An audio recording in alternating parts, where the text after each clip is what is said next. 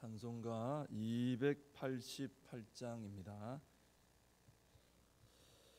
예수를 나의 구주 삼고 성령과 피로써 거듭나니 이 세상에서 내 영혼이 하늘의 영광 누리도다. 이것이 나의 간증이요 이것이 나의 찬송일세. 나 사는 동안 끊임없이 구주를 찬송하리로다. 온전히 주께 맡긴 내 영 사랑의 음성을 듣는 중에 천사들 왕래하는 것과 하늘의 영광 보리로다. 이것이 나의 간증이요 이것이 나의 찬송일세. 나 사는 동안 끊임없이 구주를 찬송하리로다. 주 안에 기쁨 누림으로 마음의 풍랑이 잔잔하니 세상과 나는 간 곳 없고 구속한 주만 보이도다. 이것이 너의 간증이요 이것이 나의 찬송일세. 나 사는 동안 끊임없이 구주를 찬송하리로다. 아멘. 사도신경으로 신앙 고백하시겠습니다. 전능하사 천지를 만드신 하나님 아버지를 내가 믿사오며 그 외아들 우리 주 예수 그리스도를 믿사오니 이는 성령으로 잉태하사 동정녀 마리아에게 나시고 본디오 빌라도에게 고난을 받으사 십자가에 못 박혀 죽으시고 장사한 지 사흘 만에 죽은 자 가운데서 다시 살아나시며 하늘에 오르사 전능하신 하나님 우편에 앉아 계시다가 저리로서 산 자와 죽은 자를 심판하러 오시리라. 성령을 믿사오며 거룩한 공회와 성도가 서로 교통하는 것과 죄를 사하여 주시는 것과 몸이 다시 사는 것과 영원히 사는 것을 믿사옵나이다. 아멘. 시편 114편을 보시겠습니다. 구약성경 시편 114편 1절부터 마지막 절 8절까지 말씀을 보겠습니다. 시편 114편입니다. 제가 말씀을 봉독해 드리겠습니다. 이스라엘이 애굽에서 나오며 야곱의 집안이 언어가 다른 민족에게서 나올 때에 유다는 여호와의 성소가 되고 이스라엘은 그의 영토가 되었도다. 바다가 보고 도망하며 요단은 물러갔으니 산들은 순양들같이 뛰놀며 작은 산들은 어린 양들같이 뛰었도다. 바다야 네가 도망하면 어찌함이며 요단아 네가 물러가면 어찌함인가. 너희 산들아 순양들같이 뛰놀며 작은 산들아 어린 양들같이 뛰놀면 어찌함인가. 땅이여 너는 주 앞 곧 야곱의 하나님 앞에서 떨지어다. 그가 반석을 쳐서 못물이 되게 하시며 차돌로 샘물이 되게 하셨도다. 아멘. 오늘 이 시편 114편은 한번 이렇게 봉독을 해드릴 때 아마 읽으시면서 이게 출애굽 사건을 노래하고 있는 것인가 하는 그런 생각을 좀 하셨을 거예요. 그런 관련된 그런 표현들이 좀 많이 나오죠. 그 1절은 보면 그 1절이 이제 출애굽을 이야기하고 있는데 2절을 보면 그렇게 이제 애굽에서 나올 때 유다는 여호와의 성소가 되고 이스라엘은 그의 영토가 되었다. 이렇게 이제 설명을 하고 있습니다. 출애굽에서 나올 때 유다는 여호와의 성소, 이스라엘은 그의 영토가 되었다는 거죠. 우리가 이제 다 아는 것처럼 이스라엘은 그 솔로몬 시대 이후에 남유다하고 이제 북이스라엘로 이렇게 나눠져서 이제 분열 왕국으로 이제 구성되어서 이제 쭉 지내게 되죠. 그리고 그 관계가 좋지 않았습니다. 남북으로 나눠져서 계속 서로 싸우기도 하고 대적하고 막 그렇게 했습니다. 그리고 나중에는 다 이제 또 포로로 끌려가는 비참한 그런 최후를 맞이하게 됐죠. 그래서 2절에서 유다는 여호와의 성소가 되고 이스라엘은 그의 영토가 되었다라는 말은 이스라엘이 처음에 출애굽하고 한 민족으로 출발할 때 그때는 이 남유다도 북이스라엘도 그 하나님의 은혜 안에 함께 있었다는 거죠. 그때는 유다도 이스라엘도 구분되어 나눠져서 싸운 게 아니라 하나가 되었다. 우리 한 민족으로 출발했다. 이렇게 지금 우리 나눠진 이런 모습처럼 이렇게 서로 다투지 않았다. 그때는 이제 그때를 떠올리면서 이런 표현을 한 것으로 볼 수 있습니다. 그래서 이 말씀을 볼 때 참 우리도 받아들여야 되는 그런 교훈이 있죠. 뭐냐면 우리가 다 예수 그리스도 안에서 우리도 하나라는 것입니다. 예수님 안에서 우리 모든 성도님들은 한 몸을 이루고 있다라는 것입니다. 성령 안에서 우리가 한 성령을 받은 사람들이다라는 것이죠. 근데 때로는 보면 어떻습니까? 이 남유다 북이스라엘처럼 때로는 이렇게 좀 갈등과 대립과 그런 분열의 양상들이 드러날 수도 있다라는 것입니다. 오늘 이 2절 말씀은 이스라엘이 이렇게 나눠져서 갈등하고 분열되고 해서는 안 되는 것처럼 교회도 그래서는 안 된다라는 그런 교훈을 주고 있습니다. 우리는 예수 그리스도 안에서 하나다. 이걸 좀 생각하자는 거죠. 우리는 예수 그리스도라는 그 주님을 머리로 하는 한 몸을 이루고 있는 각 지체들이다. 이거 참 귀한 표현 아닙니까? 이것을 기억하자라는 것이죠.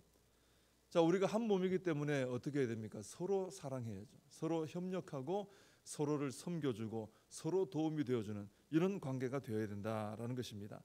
그래서 우리가 참 이 시를 쓰신 분이 누군지 나와 있지는 않죠. 나와 있지는 않은데 참 그때를 그리워하면서 안타까운 마음이 있었던 것 같아요. 우리 민족이 어쩌다가 이렇게 나눠져서 싸우고 서로 망해버린 이런 민족이 됐는가. 우리 처음에 한 민족이 이뤘을 때 그 하나된 모습 우리 다시 회복해야 되지 않느냐. 그런 안타까운 마음으로 이 말씀을 기록했다라고 볼 수 있습니다. 그래서 우리도 이 시편을 기록한 분의 마음을 좀 헤아려 보면서 우리도 다 주님 안에서 한 몸인데 서로 지체들인데 서로 더 사랑하고 더 소중히 여기고 더 섬기며 우리 하나된 성령 안에서 하나된 것을 지켜나가야 되겠다. 이런 귀한 마음을 우리가 품었으면 좋겠습니다. 오늘 그 3절과 5절은 보시면 3절하고 이제 바다가 보고 도망하며 요단은 물러갔으니 하는 말씀이죠. 또 5절도 비슷한 말씀이죠. 그 말씀은 이제 홍해가 갈라진 것하고 또 요단이 나오니까 그죠? 요단의 그 요단강의 흐름이 멈췄던 사건을 이야기하고 있다라고 볼 수 있습니다. 홍해가 갈라진 것은 이제 출애굽 직후에 있었던 그 홍해 사건을 말하는 것이고 요단강이 멈춘 것은 이제 여호수아 시대에 일어난 가나안을 앞두고 일어난 그런 사건으로 우리가 알고 있죠. 근데 4절과 6절도 같은 이야기를 하고 있는데 거기 보면 표현이 이제 산들이 순양들 같이 뛰놀며 작은 산들이 어린 양들 같이 뛰었다 이런 표현을 합니다. 아마도 이것은 출애굽 후에 시내산에서 율법을 받을 때 일어난 현상들에 대한 그런 묘사가 아닌가 이렇게 볼 수 있습니다. 왜 그러면 이 시편을 기록한 분이 홍해 이야기를 하고 또 요단강 이야기를 하고 또 산들이 이렇게 양들 같이 이렇게 뛰놀며 뛰었다 이런 표현을 할까라는 생각을 좀 해볼 필요가 있죠. 왜냐하면 이분은 이 시편을 기록한 분은 이걸 얘기하면서 하나님의 절대 주권을 좀 강조를 하고 있는 거예요. 하나님이 그렇게 하셨다 이렇게 하면서 하나님의 절대 주권을 강조하고 있습니다. 그러니까 우리가 믿는 하나님은 이렇게 바다도 강도 산도 다스린다 이거예요. 우리 하나님은 마음껏 누구도 그렇게 못하죠. 누가 가서 바다에 뛰노는 물결을 잔잔하게 하고, 누가 강물을 가르고, 누가 산들이 뛰놀게 하고, 아무도 그렇게 못하죠. 근데 우리 하나님, 우리가 믿는 하나님은 이렇게 온 우주 만물, 이 자연 만물을 마음껏 이렇게 주관하고 다스리는 창조주 하나님이시고 절대적인 그런 힘을 가지신 분이다. 이것을 이제 이분이 선포를 하고 있는 거예요. 왜 이런 선포를 했느냐 하면은 이 시편이 기록된 시기를 이제 바벨론 포로 시기로 이렇게 보고 있습니다. 바벨론에 이제 끌려가서 이제 포로 생활하는 그때로 이 시편의 배경을 보는 거죠. 그러니까 이스라엘이 어쩌면 가장 비참한 처지에 놓였을 때 아닙니까? 남의 나라에 끌려가서 포로 생활하니까 아주 비참하죠. 그때는 이 바벨론이라는 나라가 전 세계 그때 당 그 주변에 어떤 패권을 쥐고 있을 때입니다. 바벨론이 막 마음대로 흔들고 있는 거예요. 근데 이 시편을 기록한 시인은 바벨론이 아니다라는 거죠. 바벨론은 저렇게 하나님의 도구로 잠시 저렇게 쓰임 받는 거지만은 사실 절대적인 주권자는 하나님이시다. 바다를 가르고 강을 가르고 산들을 뛰놀게 하고 이것을 이루어낼 수 있는 분은 하나님밖에 없다. 이것을 이 시편을 통해서 좀 강력히 좀 표현하고 싶었던 것입니다. 지금은 겉으로 볼 때 하나님의 백성들은 폭삭망했어요. 바벨론 포로로 끌려갔으니까 지금으로 말하면 교회가 그렇게 된 거 아닙니까? 폭삭망한 거예요. 사라진 거예요. 그냥 흔적도 없이.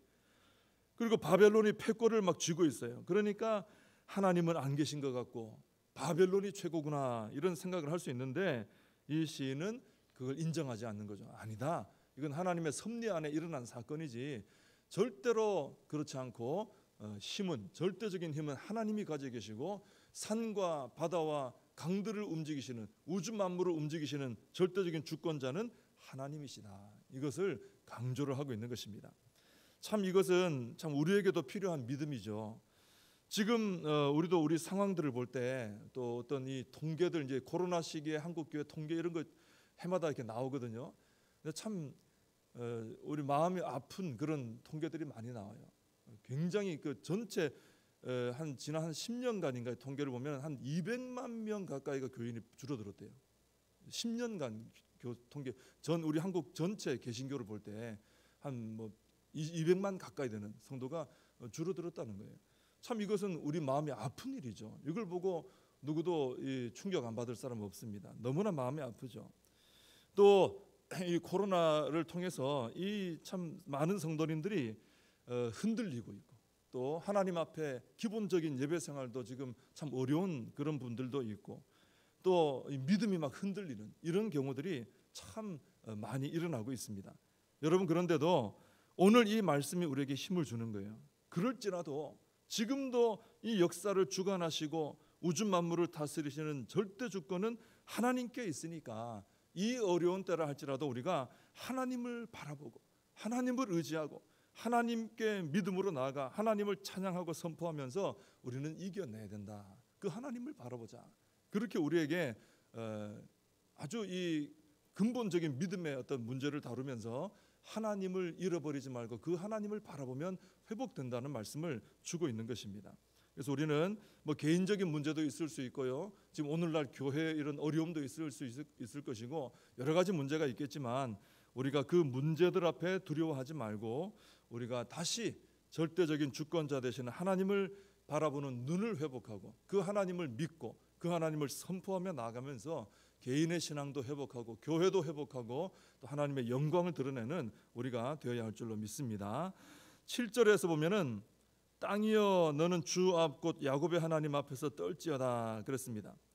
아마도 이 땅이 바로 바벨론일지도 모릅니다. 근데 그때 당시 가장 막강한 힘을 가진 바벨론인데 이 바벨론을 향해서 선포하는 거예요. 너 하나님 앞에서 떨지어다. 바벨론아 네가 지금 하나님 자리까지 올라갈 생각이냐? 너 하나님 두려워해야 된다. 교만하지 말아라. 이렇게 선포를 하는 것이죠.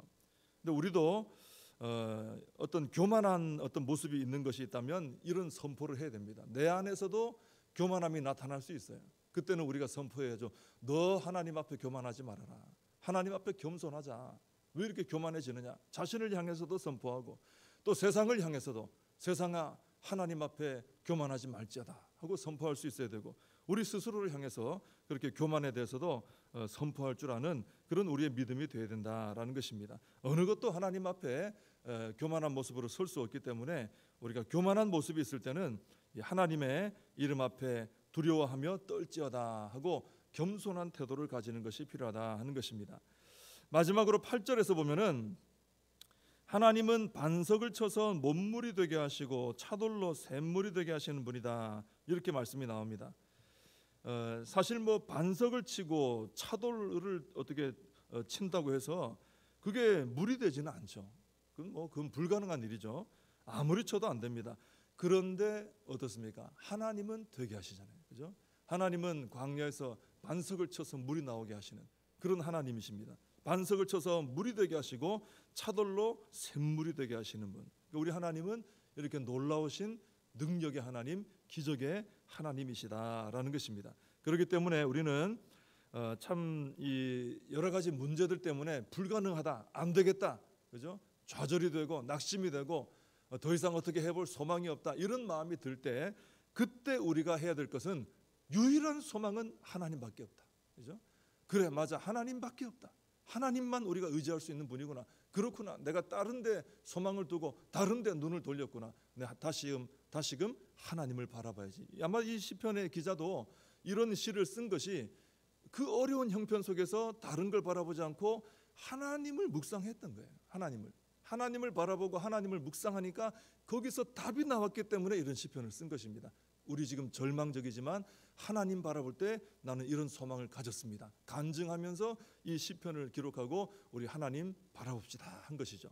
우리도 참 어려울수록 우리가 형편 바라본다고, 우리 현실 바라보고 상황 바라본다고 좋은 거 안 나오잖아요, 그죠? 계속 낙심만 될 뿐이지. 그러니까 우리가 하나님을 바라보면서 하나님 안에서 소망을 찾고 우리 하나님 안에서 믿음을 회복하는 우리가 되어야 할 줄로 믿습니다.